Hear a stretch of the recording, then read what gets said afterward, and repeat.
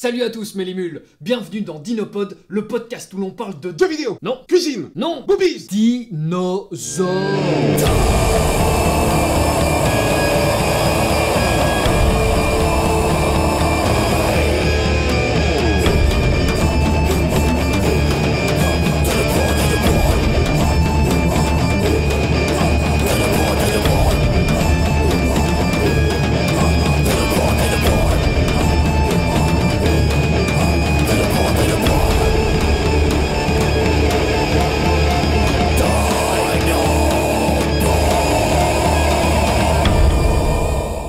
Dinosaures avec des boobies. Nous avons reçu 2 lettres. Bonjour Bavard, je suis un grand fan de ton Paléo Podcast. J'ai adoré tous les épisodes et j'aurais besoin de tes conseils. J'aimerais adopter un stégosaure, mais ma mère ne veut pas. Qu'est-ce que je peux dire pour la convaincre? Bisous, gros Louis. Gros Louis, t'inquiète mon gars, on va t'aider. Tout d'abord, l'avis des experts. Ok, bon bah on va demander l'avis des copains alors. J'ai nommé les connards du comptoir. Nous commençons par Harvey. Tout ça m'a ruiné mon enfance avec vos films de merde. Qu'est-ce qu'il y a maintenant? Qu'est-ce qu'il y a, Bavard? C'est quoi? Qu'est-ce que veut un enfant de 13 ans? On s'en fout. Tu crois pas qu'il y a d'autres choses plus importantes dans la vie? Il y a le reboot de Ghostbusters qui arrive, il y a Power Rangers, il y a les maîtres de l'univers. Je m'en fous de tes conneries sur les dinosaures, mon vieux. Alors tu fous le camp? Dinax.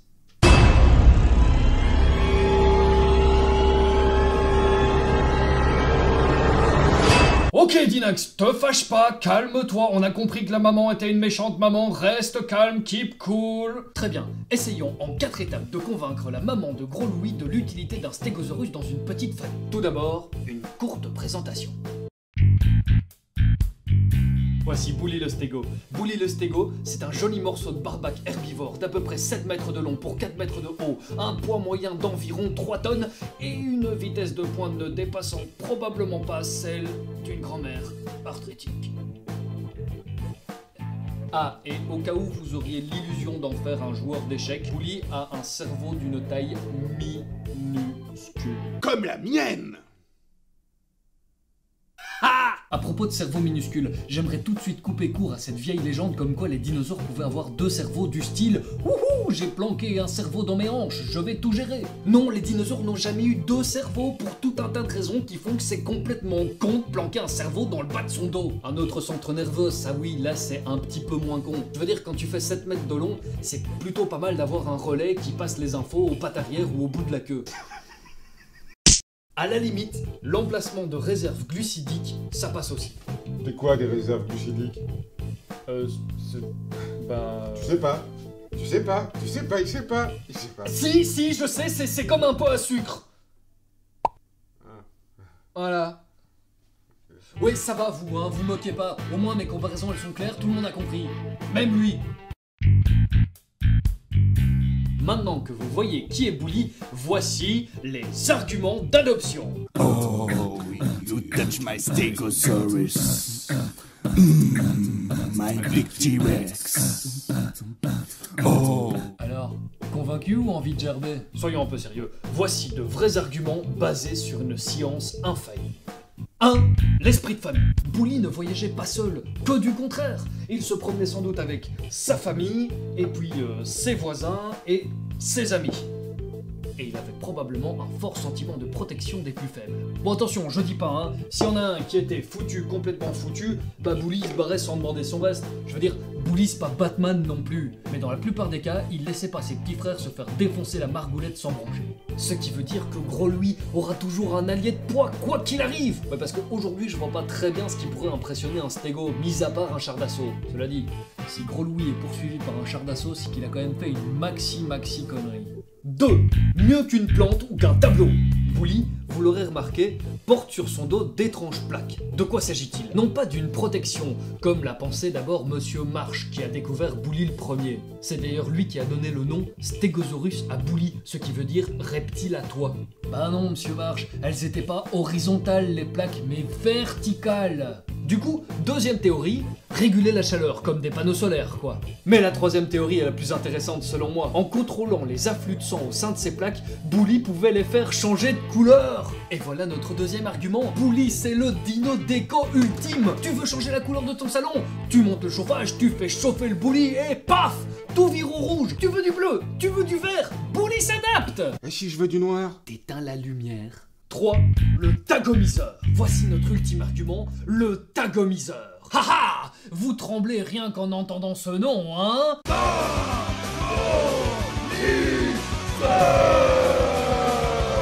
Au cas où vous ne le savez pas, mes limules, le tagomiseur n'est pas une nouvelle invention des nazis, Tagomiseur. mais bien le nom que l'on donne au pic qui se trouve au bout de sa queue. Au nombre de 2, 4, 6 ou 8 selon les espèces. Oui, Bully a séjourné sur Terre pendant 16 millions d'années, il a eu le temps de varier le look. Vous verrez nos gueules dans 16 millions d'années, on sera pas pareil. Ces pics d'un bon mètre de long étaient tout ce qu'il avait trouvé de mieux pour péter les jambes aux Allosaurus. Et oh, T-Rex. Bully et Monsieur T-Rex ne se sont jamais rencontrés parce qu'ils étaient séparés par 70 foutus millions d'années.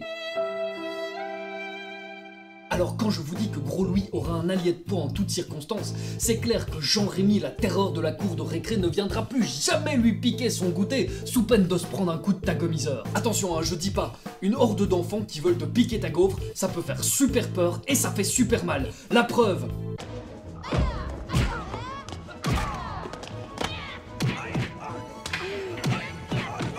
Efficace. Mais nous parlons ici d'un coup de tagomiseur. Et pour preuve... Les gingos ?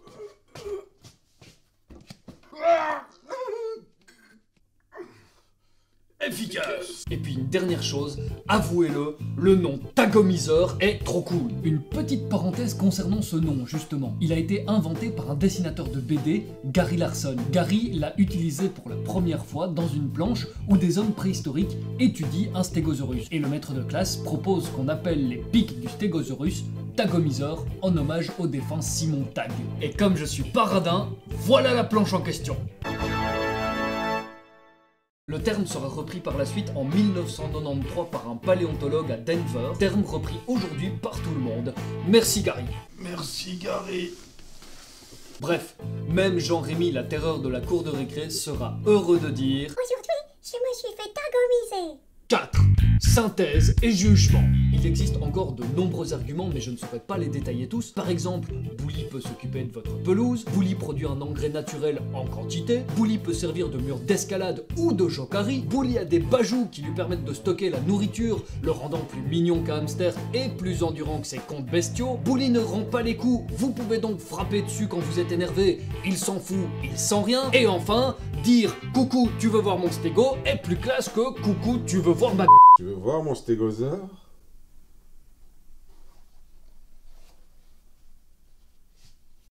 Mais surtout, sachez-le bien, jeune maman, mes copains et moi, on est tous d'accord. C'est un crime, et même un crime capital que de refuser à un enfant l'adoption d'un stégosaurus. Vous voulez bien d'un chat débile, mais pas d'un stégosaurus? Vous acceptez Caroline la tortue, mais pas Bully le stégo? Mais c'est la même chose, ils vivaient à la même époque, et puis merde, vous brisez des rêves là, vous brisez des vocations, vous brisez des futurs, vous brisez des avenirs, et puis ah, il me faut une maman! Moi, je veux le meilleur pour mes enfants. Alors je...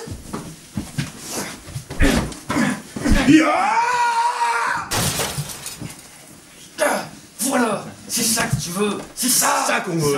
Ça, J'ai perdu. voilà. Bien, c'était donc la réponse à la première question, ouverture de la deuxième lettre. Bavard, est-ce que les dragons sont des dinosaures? Yokotsu.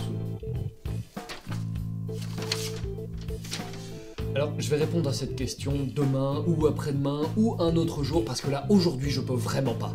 Je veux dire, je suis déjà un petit peu fatigué, et les dragons, est-ce que c'est des dinosaures? Non, désolé, aujourd'hui, c'est pas possible. Par contre, je peux dire un truc, j'ai beaucoup de respect pour les dragons, hein. J'aime vraiment beaucoup ces bêtes-là, mais les dragons face aux dinosaures, c'est un peu comme arriver au milieu d'une cour de gamins alors que vous avez mon âge, et dire que vous êtes le plus fort. Ou alors, c'est comme quand, dans un groupe de gamins, il y en a toujours un qui a tous les super pouvoirs. Je veux dire, les dragons, c'est complètement cheaté. Ils ont des ailes, ils crachent du feu, ils ont des pouvoirs, ils sont riches, ils ont des écailles, ils sont immortels, et puis aussi... Et voilà que se termine la deuxième vidéo de Dinopod. On espère vraiment qu'elle vous a plu et qu'elle vous a donné envie de nous poser des questions sur les dinosaures. Si c'est le cas, n'hésitez pas à laisser un commentaire. N'hésitez pas non plus à nous dire ce que vous en avez pensé. Et si vous êtes vraiment chaud, eh ben abonnez-vous et venez découvrir tout ce que Harvey, Dinax, moi-même et Déglingo faisons. On est même sur Twitter, sur Facebook, bla bla bla bla bla. Oh et merci Capucine, c'est elle qui a fait Bully, donc gros bisous à elle.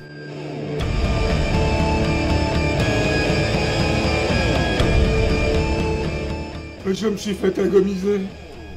Ah bah voilà, en fait, abonnez-vous, hein, parce que sinon, tagomisation dans vos faces.